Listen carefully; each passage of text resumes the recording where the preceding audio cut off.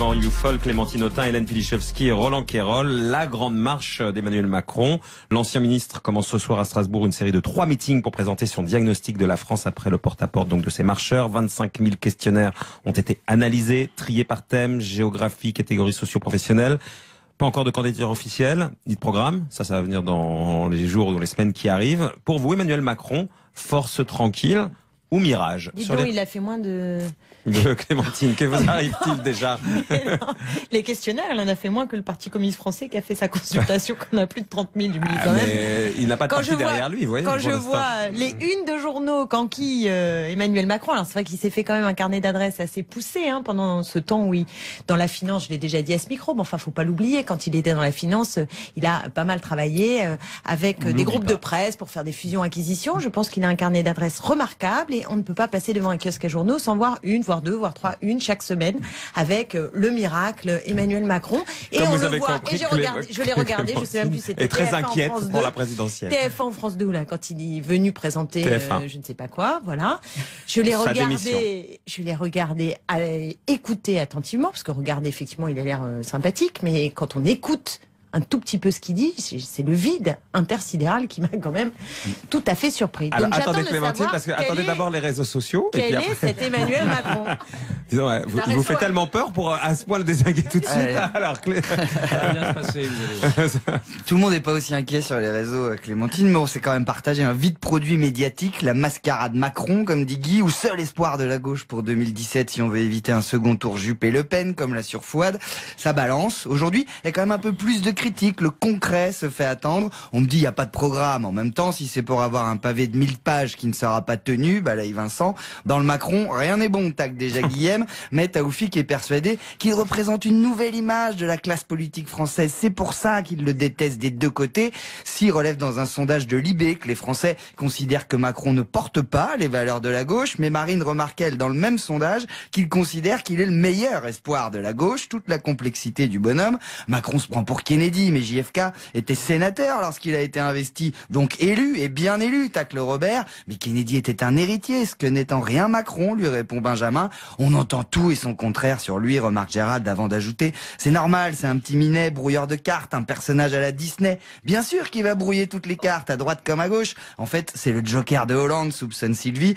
On pense qu'on veut de Macron sur le terrain économique, moi je le trouve insupportable, mais il est l'un des seuls à ne pas céder au diktat du discours identitaire, concède Nicolas. Je dirais plutôt que voilà un matraquage médiatique qui ne correspond à rien, tas d'hypocrites, conclut gentiment Mado. Hélène Pilichevski, l'homme présidentiel pour vous, c'est Emmanuel Macron? Oh bah non, c'est un peu prématuré de le dire et tout le monde se retranche d'ailleurs vers le délai promis par Emmanuel Macron lui-même. Je vous le rappelle, il avait dit qu'il se déterminerait dans 2 mois. Ça, il y a à peu près 1 mois. Il lui reste donc 1 mois avant de se déclarer et de présenter son programme. Il a choisi de faire tout à l'envers, précisément parce que les méthodes classiques, la façon de faire des autres ne fonctionne pas vraiment. Il y a une floraison de candidats dans les primaires et personne, en fait, ne ramasse pour l'instant la mise. Hormis peut-être Alain Juppé qui fait quand même la course en tête de la droite et du centre depuis un certain temps. Donc, si vous voulez, en même temps, on relève que les citoyens en ont assez des vieux clivages, des hommes en place, des méthodes utilisées. Il y en a un qui choisit de s'engouffrer dans cette brèche pour capter cette demande et on lui reproche de pas faire comme les autres. Je trouve qu'il y a une vraie contradiction, si vous voulez. On dit « Ah, il n'y a pas de programme, il n'y a pas de programme ». Mais tous les candidats sortent des programmes, des livres. Bruno Le Maire, 1000 pages, son ouvrage de programme. Enfin, c'est effrayant. Et ça ne fait bouger personne, ça n'intéresse personne. Lui, il choisit une autre méthode. Pourquoi ne pas lui laisser sa chance? Cela dit, alors on dit, il n'y a pas de parti derrière lui. L'opinion, les gens, les citoyens en ont assez des partis. Il y a une lassitude, il y a un besoin de renouveau. Il l'incarne. Pourquoi pas? Voilà ce que je veux dire. Il faut attendre. On verra bien donc ce que vous nous dites. Ce que je veux dire, c'est qu'il y a un délai. Si tout ça ne se décante pas, si ça prend pas corps, si vous voulez, s'il n'y a pas vraiment quelque chose qui se passe, que dans les sondages, il dépasse pas les 12, 13, 14.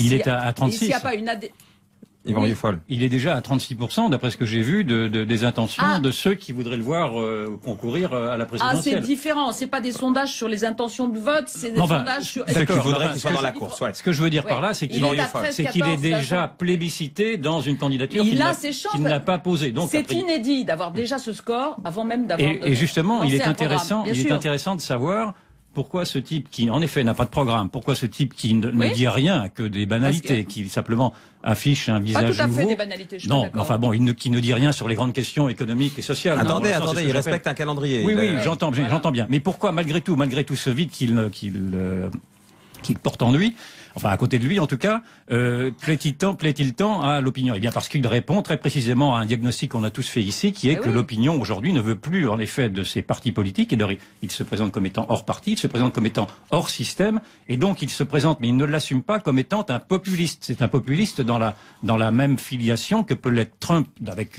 naturellement dans une perspective beaucoup plus caricaturale. Comparaison n'est pas raison. Non, mais il est dans cette même Clémentine vous recadre sur Macron. Il est dans cette famille. Non, mais laissez-moi terminer. Ce raisonnement est très simple. Il est dans cette famille dite populiste qui se refuse à se reconnaître dans le système, qui rejette ce système, qui rejette les partis. C'est un produit du système. Non, mais attendez. Non, mais j'essaie de. Non, mais laissez-moi terminer. Il est produit du système. Je suis le premier à le dire, mais simplement, il est vu comme ça par les gens qui ne le connaissent pas comme étant un anti-système. Et c'est cet anti-système qui le porte. Alors avec ce paradoxe qui n'a rien en effet d'un populiste, qui ne se reconnaît pas dans cette, je vis sans doute dans ce populisme soft. D'ailleurs, ça a été Valls lui-même qui l'a qualifié de populiste soft. Je ne suis pas le seul, mais simplement quand vous creusez son discours, enfin en tout cas son programme, pour le peu qu'il y en a, c'est un programme libéral du point de vue économique et c'est un programme très communautariste du point de vue sociétal. Et donc, je pense pas que, et sur l'un et sur l'autre, il soit très, très différent de ce que l'on entend de la part de cette gauche dont il prétend Non, il est conforme à cette gauche qui part à droite. Et pour preuve, une seule phrase qui me paraît tout à fait symptomatique. Il a dit qu'il fallait que les jeunes en France rêvent d'être milliardaires. Et je pense que quand on est de gauche et qu'on a ça dans la tête, c'est déjà qu'il y a un... Ça vaut mieux que de rêver à être SDF. Oui. Mais pourquoi c'est soit l'un soit l'autre? C'est des rêves totalement étriqués. Les rêves en général vous sortent de votre condition. Ça c'est vraiment la version à l'américaine de ce que. Alors là, ça nous amènerait vraiment sur des grands débats.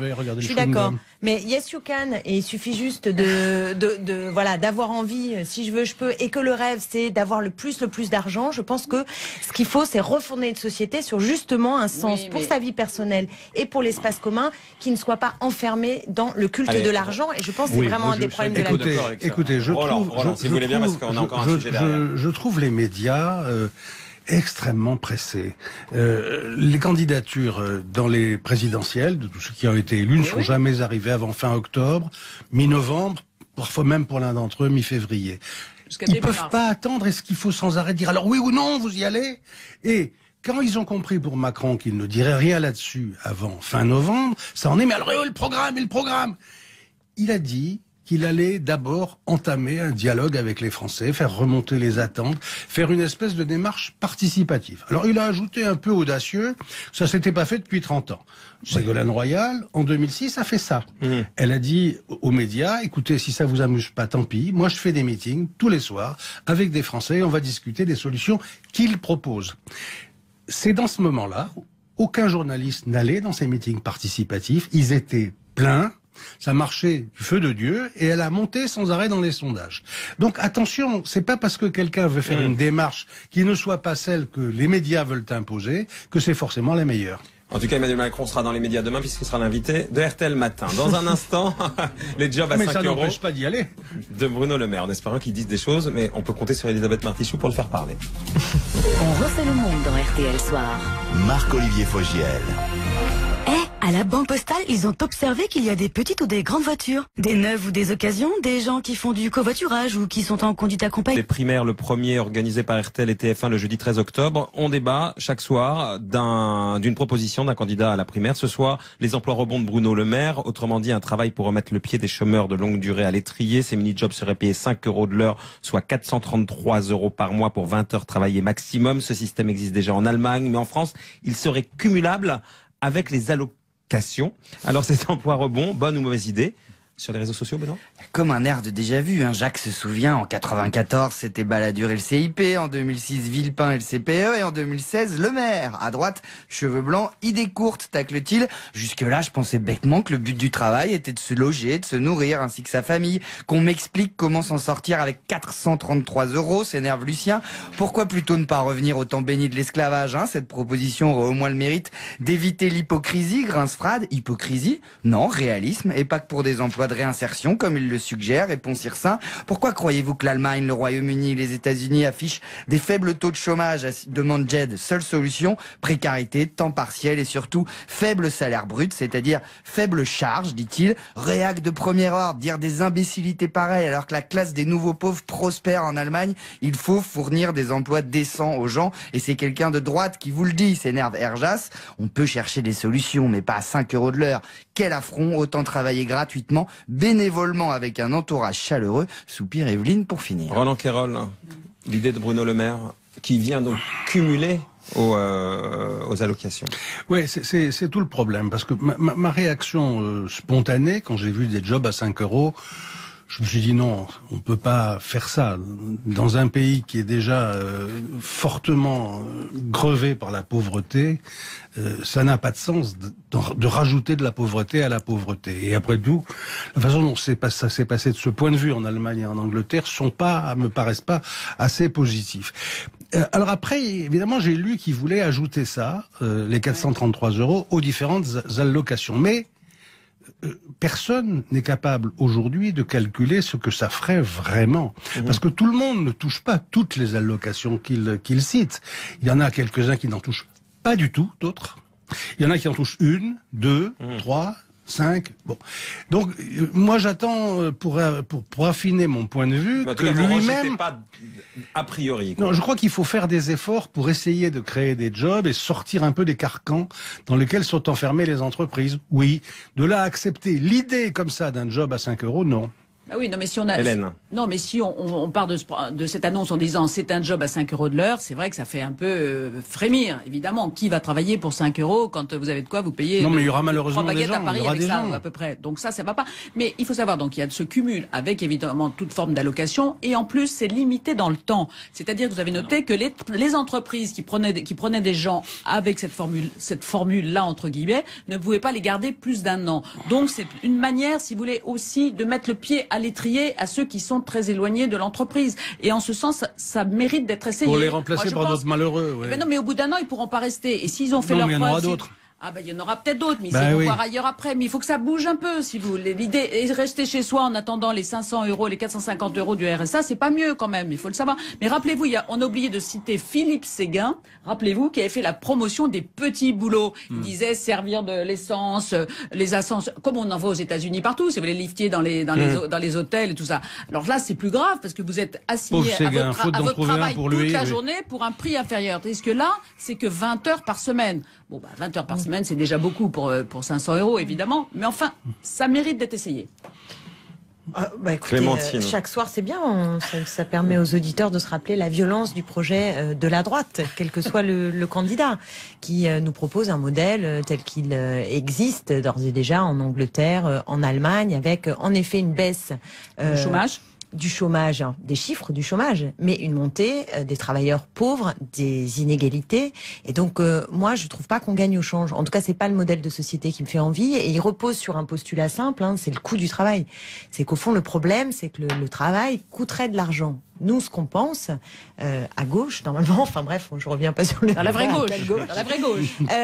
C'est que ce qu'il faut, c'est partager les richesses, c'est partager le travail, et pas tirer vers le bas les salaires. Voilà, c'est ça. Et c'est une toute autre logique. Donc, je dirais qu'il est conforme à son camp idéologique, alors que parfois, on le présente comme plus consensuel, plus centriste. Parfois, ça peut arriver, parce qu'il présente pas un visage aussi violent que celui de Nicolas Sarkozy, y compris sur le plan social. Donc, c'est bien de temps en temps s'y rappeler, mais j'ai lu aussi le livre de Nathalie Kosciusko-Morizet, et elle aussi qui a l'air sympathique, tout ça. C'est, du point de vue social et économique, c'est très violent. Il y a une différence entre la droite et la gauche. Je vous signale que le partage du travail, ça a déjà été essayé, ça n'a pas marché.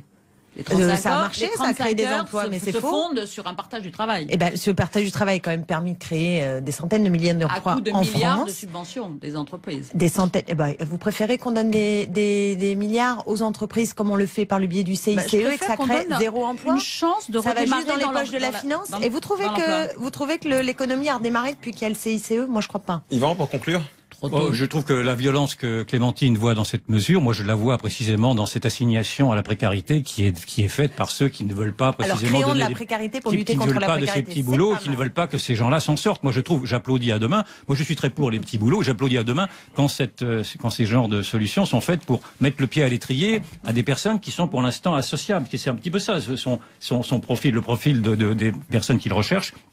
Ce serait naturellement insupportable si ça devait servir à exploiter ces gens par des profiteurs, mais vous l'avez dit, Hélène, c'est d'abord limité dans le temps, à 1 an, et il me semble quand même qu'il est préférable, je n'arrive pas à être convaincu du contraire, qu'il est préférable de travailler plutôt que d'être assisté. Et dans cette perspective-là, je trouve que le maire a raison. Simplement, je le plains de voir qu'il a fait un document de 1000 pages et qu'on ne retient de lui que cette proposition-là. Et donc, c'est un peu désespérant de voir qu'à côté de Macron, etc., on reprend la conversation précédente, il n'arrive pas à émerger, il n'arrive pas à exister, et il n'arrive même pas à surprendre, même pas d'ailleurs à polémiquer dans le fond, parce que c'est une mesure qui me semble être une mesure de bon sens.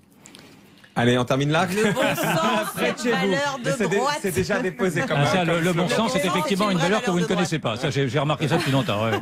On peut terminer comme ça, voilà. Le bon sens, une valeur.